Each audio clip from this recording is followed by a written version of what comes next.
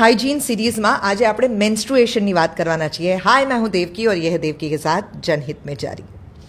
માત્ર છોકરીઓને નહીં, છોકરાઓને પણ, પુરુષોને પણ, યંગસ્ટર્સને પણ, ટીનેજર્સને પણ આના વિશે ખબર હોવી જ જોઈએ, so that they can help women in their lives.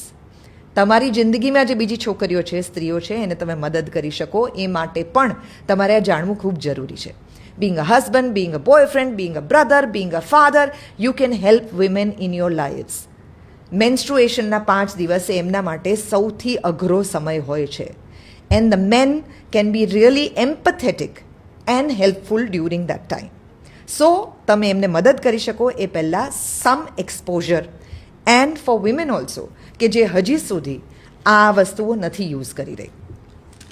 Sanitary pad, આના વિશે તો તમે ઘણું બધું સાંભળ્યું હશે. હવે તો અક્ષય કુમારે આખી પેડમેન ફિલ્મ કરી દીધી. This is a sanitary pad કે જે પેન્ટીની ઉપર લગાડવામાં આવે છે, બરાબર વચ્ચેના એરિયામાં. આ વચ્ચેનું જે એડહેસિવ છે એ કાઢવામાં આવે અને પછી એને પેન્ટીની બંને સાઈડ ચોંટાડી દેવામાં આવે કે જેને કારણે આ હલે નહીં. Right? So this is a pad.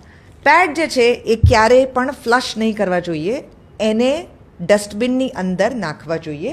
એના માટે થઈને હવે એવી બેગ્સ આવે છે, બાયોડિગ્રેડેબલ બેગ્સ, કે જે એના માટે ખાસ લાવી શકાય, એને ઉપરથી સીલ કરી શકાય અને એને વાપરી શકાય. Next option, ટેમ્પૂન. ટેમ્પૂન જે છે એને સીધા વજાઇનામાં ઇન્સર્ટ કરવામાં આવે છે અને આ દોરી બહાર રાખવામાં આવે છે, જેથી એકવાર આ ટેમ્પૂન અંદર ખુલી જાય, લગભગ 6 થી 8 કલાક થઈ જાય, ડિપેન્ડિંગ ઓન કેટલો ફ્લો, કેટલું બ્લીડિંગ છોકરીઓને થાય છે એ પ્રમાણે એ પોતાના ટેમ્પૂન બદલી શકે. આ દોરીથી એને પુલ કરી અને વજાઇનામાંથી બહાર કાઢી લેવામાં આવે છે. So this is a tampon. This is also use and throw. આના પછી એક ત્રીજું ઓપ્શન હવે વિકસેલું છે, આ છે વજાઇનલ કપ. આમાં અલગ અલગ સાઇઝીસ આવતી હોય છે, સ્મોલ, મીડિયમ, લાર્જ. તમને કેટલું બ્લીડિંગ થાય છે એના ઉપર આ કપ નક્કી કરવામાં આવે. આ રીયુઝેબલ કપ છે, સિલિકોનથી બનાવવામાં આવે છે. આ કપને આ રીતે ફોલ્ડ કરી અને વજાઇનાની અંદર ઇન્સર્ટ કરવામાં આવે છે. આ કપ જ્યારે પણ વેચવામાં આવે ત્યારે એની સાથે લ્યુબ્રિકન્ટ પણ આપવામાં આવે છે કે જેને કારણે એને લ્યુબ્રિકન્ટ સાથે ઇન્સર્ટ કરવામાં આવે. આ વજાઇનામાં ઇન્સર્ટ થાય અને પછી અંદર જઈને ખુલી જાય. આ પાર્ટ જે છે એ બહાર રહે, અંદર એ વેક્યુમ કરી નાખે છે. એટલે બહાર કાઢતી વખતે બહુ જ કેરફુલ રહેવું પડે. તમારે ફિંગર ઇન્સર્ટ કરી એને આમ દબાવી અને પછી એને બહાર કાઢવાનું હોય છે.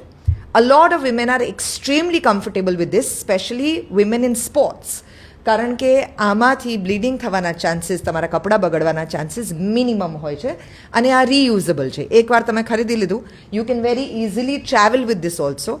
આની સાથે એક નાનકડી બેગ આવતી હોય છે અને એ બેગની અંદર તમે એને મૂકી અને તમારા પર્સની અંદર મૂકી દઈ શકો and you can travel with it. It is very easy. Spotting માટે થઈને પેન્ટી લાઇનર્સ આવતા હોય છે. આ રેગ્યુલર પેડ્સ જે હોય એના કરતાં પાતળા હોય છે અને આ સ્પોટિંગ માટે યુઝ કરી શકાય. જો વ્હાઇટ ડિસ્ચાર્જ થતો હોય તો યુઝ કરી શકાય. અને એ સિવાય પણ ગરમીની અંદર, કારણ કે ખૂબ પરસેવો થાય તો એ વખતે કોઈ પણ ઇન્ફેક્શન્સ ના થાય એ માટે થઈને પણ પેન્ટી લાઇનર્સ યુઝ કરવામાં આવતા હોય છે. પણ દર 4 કલાકે આને બદલી નાખવાના, જેને કારણે તમે હેલ્ધી અને fresh new panty liner insert કરી શકો તમારી પેન્ટી ઉપર. અને આઈડિયલી આમાંનું કંઈ પણ યુઝ ના કરતા હો તો દિવસની અંદર મિનિમમ 3 વાર પેન્ટીઝ બદલવી જોઈએ, જેને કારણે થઈને કોઈ પણ પ્રકારના ફંગલ ઇન્ફેક્શન કે બેક્ટેરિયલ ઇન્ફેક્શન ન થાય. હવે જે સિઝન આવી રહી છે એમાં આ ઇન્ફેક્શન્સ થવાના ચાન્સીસ ખૂબ વધારે છે. જેટ સ્પ્રે બહુ યુઝ કરવામાં આવે છે, એને કારણે પણ એ જગ્યા સતત ભીની રહેવાથી ખૂબ બધા ઇન્ફેક્શન્સ થાય છે, આવું ગાયનેકોલોજિસ્ટ કહેતા હોય છે. So please make sure that you remain healthy and happy. Devki के साथ ये है जनहित में जारी.